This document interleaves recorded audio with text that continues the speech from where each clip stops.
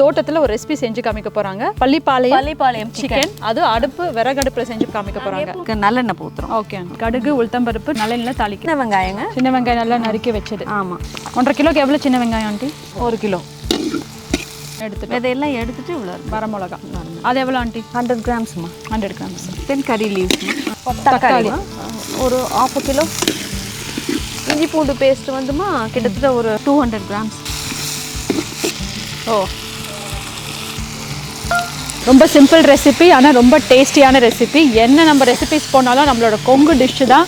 நம்ம கொங்கு பெல்ட்டில் பள்ளிப்பாளையம் சிக்கன்லேயா இருக்கட்டும் மட்டன்லேயா இருக்கட்டும் அதை அடிச்சுக்கிறதுக்கு எந்த டிஷ்ஷுமே கிடையாது. ஸோ நம்ம சிக்கன் ஆல்மோஸ்ட் வெந்துட்டுருக்கு. நம்ம அடுத்தது இதில் கொஞ்சம் தண்ணி ஊற்றணுமா? ஆமாம் ஆமாம். சிக்கன் முங்குற அளவுக்கா இல்லை அளவாக கணக்காக ஊற்றலாம், முழுகிற அளவு.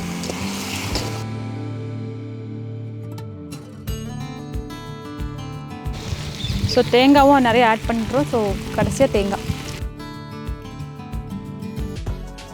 ஸோ ஆல்மோஸ்ட் நம்ம சிக்கன் பள்ளிப்பாளையம் முடிஞ்சிருச்சு. வதங்கி நல்லா சுருண்டு வந்துருச்சு. இனி நம்ம டேஸ்ட் பார்க்குறது தான். ரொம்ப யம்மியாக நல்லா, அதாவது இங்கே வந்தால் சாப்பாட்டுக்கு குறையவே இருக்காதுன்னு சொல்லுவாங்க.